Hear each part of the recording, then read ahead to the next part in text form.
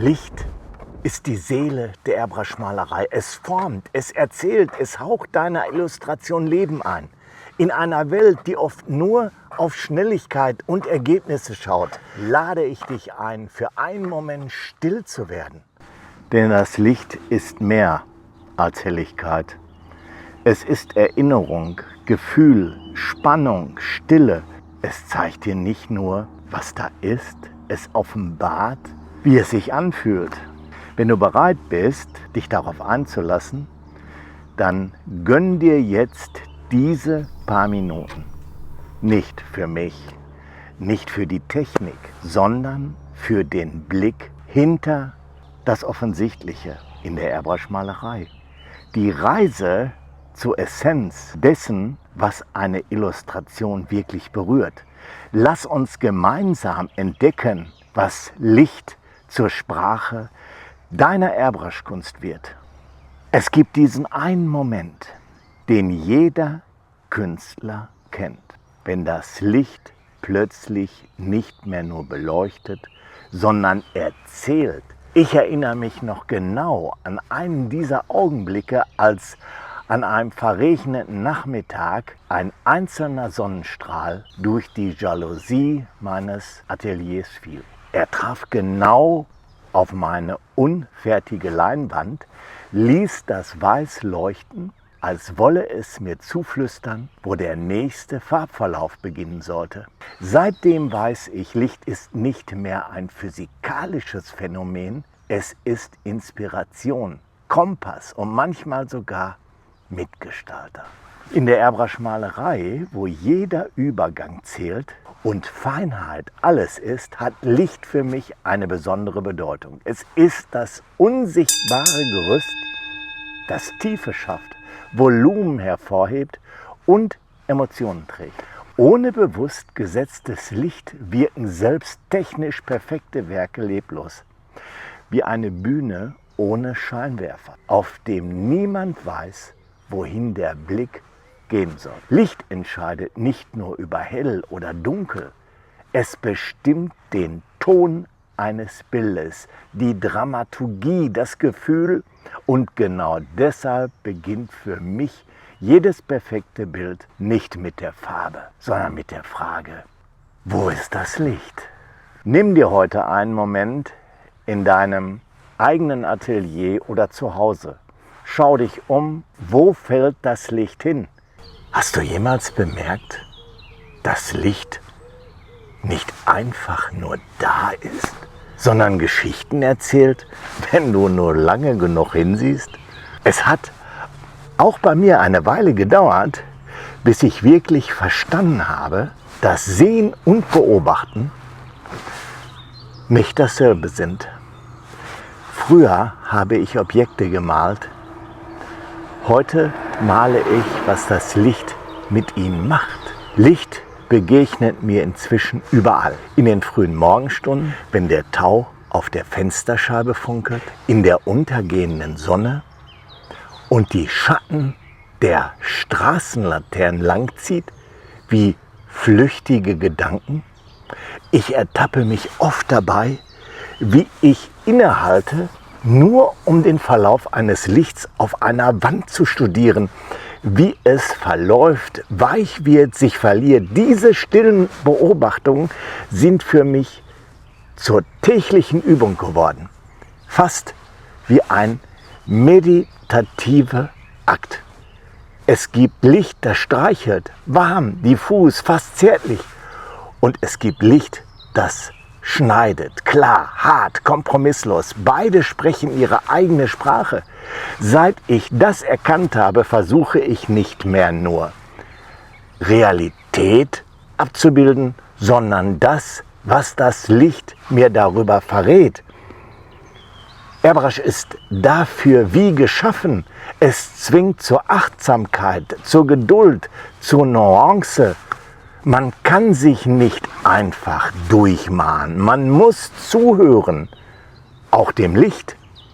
Beobachte heute einmal ganz bewusst das Licht in deinem Alltag. Nicht beim Malen, sondern im Gehen, im Sitzen, im Warten. Wo entsteht ein besonderer Schatten? Wo wirkt ein Raum plötzlich lebendig? Nur durch Licht? Vielleicht findest du dort eine Geschichte, die es wert ist, erzählt zu werden. Wenn ich beginne zu malen, denke ich nicht zuerst an Linien oder Formen. Ich denke an das Licht. Es ist wie eine leise Frage, die über den leeren Untergrund schwebt. Wo fällt es hin und wo bleibt es aus? Bevor der erste Farbnebel aus der Airbrush-Pistole tritt, habe ich das Bild im Kopf und bereits Licht und Schatten aufgeteilt.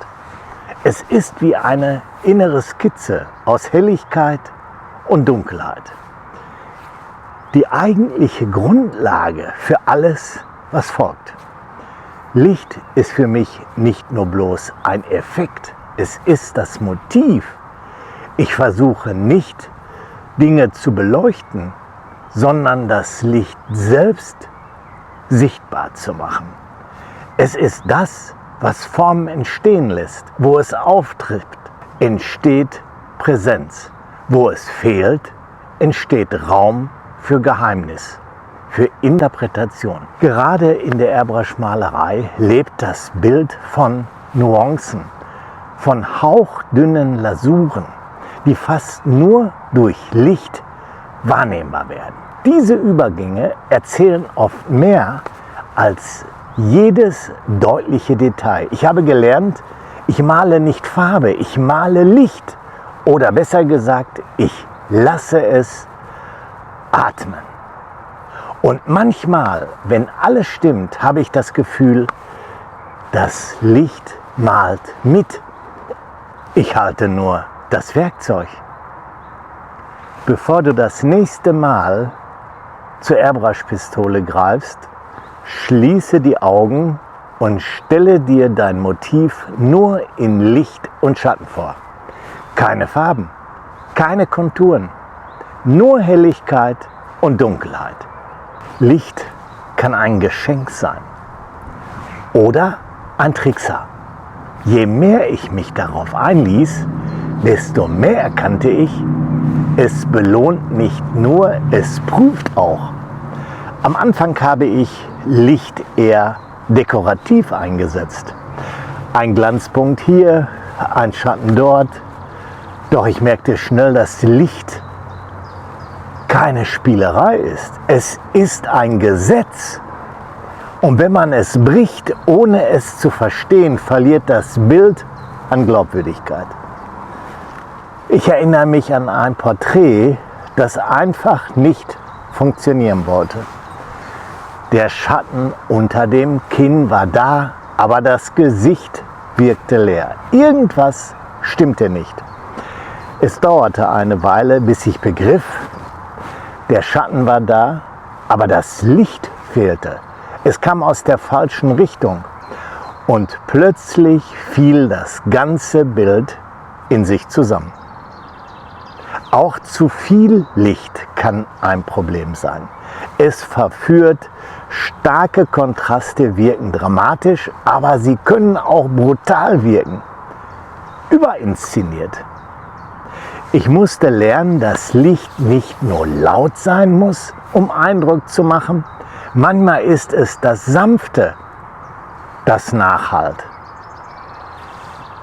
Die Airbrush-Malerei zwingt nicht nur zur Klarheit, ein falscher Verlauf, ein zu heller Akzent und das Gleichgewicht kippt. Licht verzeiht keine Ungenauigkeit. Aber wenn es gelingt, dann geschieht etwas Magisches. Das Bild beginnt zu atmen. Stell dich bewusst einer Lichtherausforderung. Wähle ein Motiv und gib dir nur eine einzige Lichtquelle vor. Mit klarer Richtung. Skizziere nur in Hell und Dunkel. Du wirst sehen, Licht ist kompromisslos ehrlich. Aber es zeigt auch, wo du wirklich hinschauen musst. Es gibt Bilder, bei denen wir sofort etwas spüren, bevor wir überhaupt wissen, was wir sehen. dieses leise Ziehen im Bauch, das Staunen, die Gänsehaut.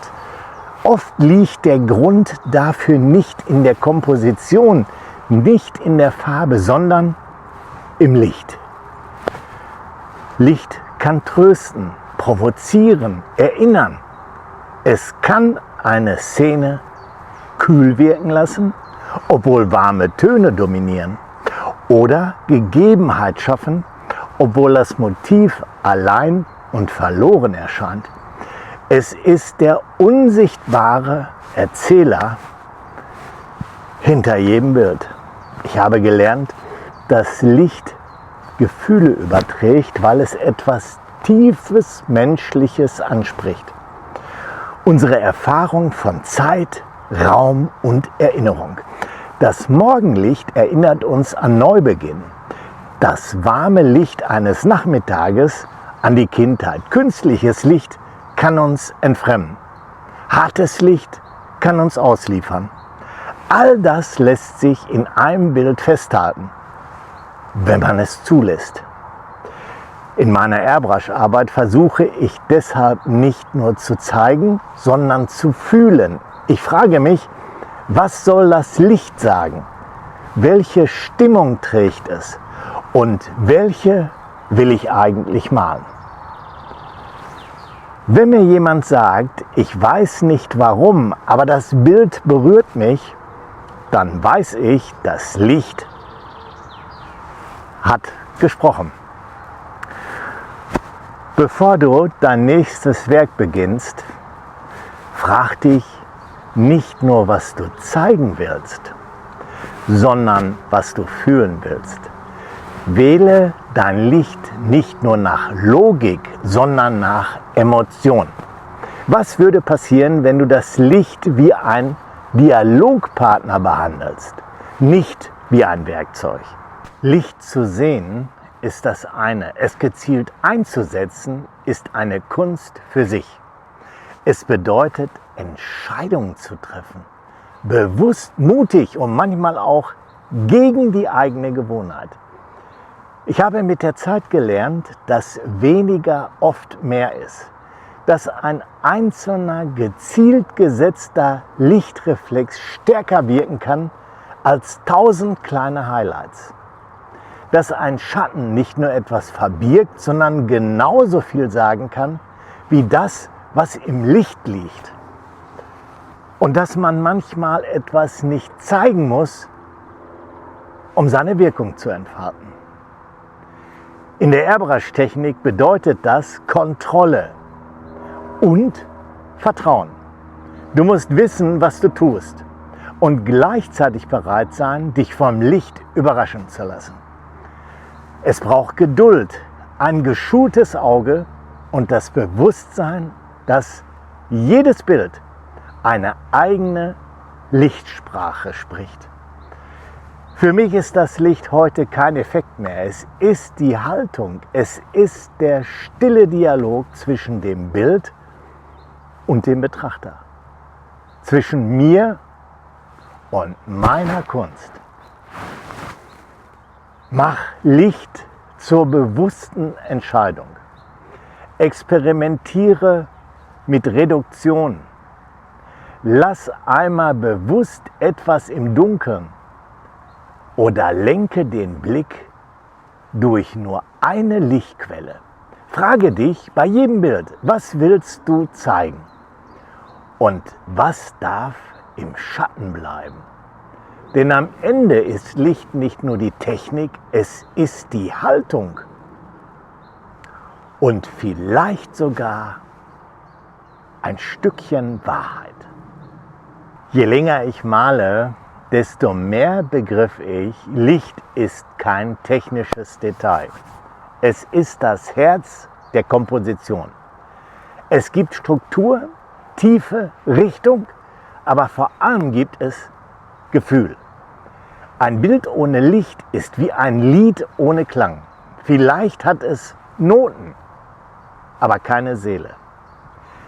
Licht half mir nicht nur beim Sehen, es half mir beim Verstehen. Es brachte mich dazu, innezuhalten, bewusster zu beobachten und feiner zu empfinden. Es ist das stille Gegenüber in jedem kreativen Prozess.